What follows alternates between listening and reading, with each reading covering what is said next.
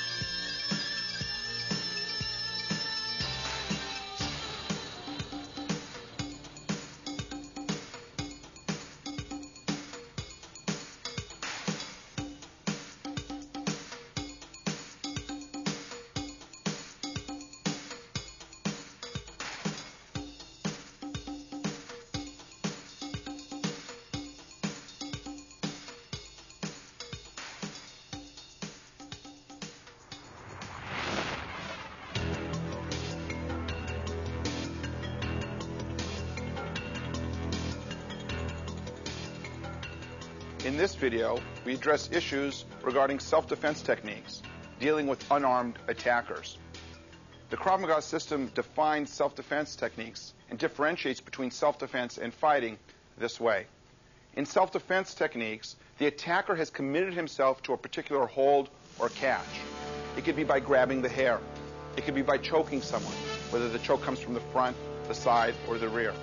It could be by a headlock, a variety of headlocks from different angles. Bear hugs, whether the arms are free or whether the arms are caught inside the hold. It could be someone lifting you and trying to take you from point A to point B.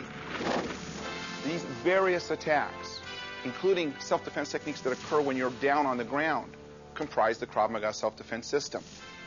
How did this system develop is the important thing. In Israel, the idea was that the Israelis wanted to be able to develop an army that was a powerful fighting unit. They wanted to be able to do this in a relatively short period of time, to give people broad knowledge, to make warriors, to make people that could defend themselves against any possible threat. But the time was limited. They knew that they had to deploy their personnel for tactical reasons. And so they turned to a system of self-defense that could be taught quickly, that could be learned quickly, and that could be retained with minimal practice and review. The Krav Maga system was born in the Army based on their needs. And how do we find the responses? How do we build people quickly to deal with problems? Is we look to see what their instinctive response to danger is. And perhaps the best way of addressing our approach to self-defense is to take an isolated series of exercises to point up our approach and how we deal with problems within each exercise. I'm going to use Michael for this purpose. If we look to see what we can do to build a technique, and I'll use the choke, for example, from the front. If I apply the choke to Michael, very strong, taking my thumbs and pushing him into the front part of his throat, and I have a very firm grip on his throat, and he has no training whatsoever and does not expect to be attacked this way, Michael will have an instinctive response to this danger, especially if he didn't expect the attack, if he's an untrained person. And his instinctive reaction will be similar to going to the threat or going to the danger. This is in everybody. It's their instinctive nature is to go to where they feel pain or pressure. His response may look like something like this to this position. And to build people quickly, we recognize we want the defensive approach, the defensive technique, to be patterned after what is in us instinctively. And so what we try to do is build the self-defense technique based on this instinctive reaction, so to speak. Why do we do that? Well, because we end up building what we consider to be a natural response. If it's already in you, it takes less repetition to learn it. Also, if it's already in you, it takes less follow-up training so that it stays with you. And certainly the most important characteristic for us is that under the stress of a real-life attack, when someone is trying to break you or hurt you or even kill you, that which is instinctive inside you flies from you.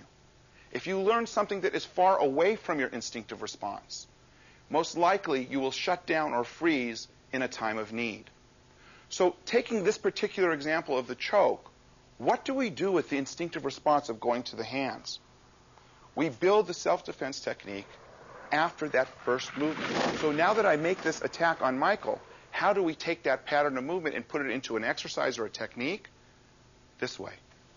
From this position, I'm catching the same way. From here, Michael makes a movement that has the same initial components as the instinctive response. But we call this a plucking defensive principle, where we are raking or plucking the hands away from the throat. Why? First of all, we look to see in every situation, what is the danger? In this particular circumstance, the danger on Michael's throat were my hands pressing into the throat. We knew that there was an instinctive response to this danger, and we knew, by the way, that we had to deal with the danger first, because permanent damage or injury can be inflicted in mere seconds. So that our approach first is to eliminate the danger using the technique that's closest to our instinct. Michael did that with his plucking response. But that's not good enough for us, because we understand that there can be variations in the attack. For instance, you saw me grab Michael with my arms in a relatively straight position. We build this defensive principle, plucking, based on the idea that it cannot be defeated. The defense itself cannot be defeated by variations in the attack. So you saw me attack Michael with straight arms. We understand that people sometimes will attack us with bent arms. And it would not make sense for us to have one technique for straight arms and one technique for bent arms. Because by the time you figure out as a defender, hey, are the arms straight, are the arms bent, you're thinking too much and you're not reacting. So we pick the principle, this plucking principle, that applies to the most scenarios, the most variations. And we test it. Will this plucking principle work when the arms are bent? From this position, I'm attacking. And from here, we see that this plucking principle works when there's a variation in the given attack. But that's not enough for us. We want to see, wait a minute, the attack doesn't always come from the front. Maybe a more clever attacker comes from behind. And now when I'm attacking Michael from this position, the danger is not the thumb, or the thumbs on his throat, but my fingers pressing the front of his throat.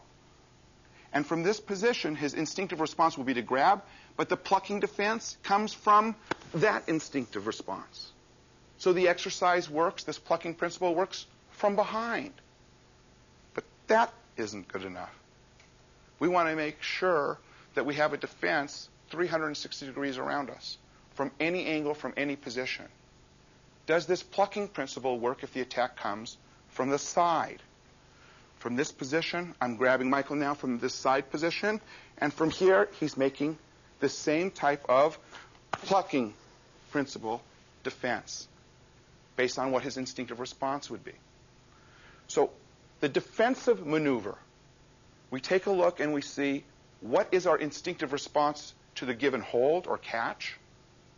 How do we eliminate it in the shortest, fastest way using a natural reaction, a defense built from a natural reaction. The next issue we want to address in examining the approach to self-defense in the Krav Maga system is the issue of not just dealing with the most immediate danger,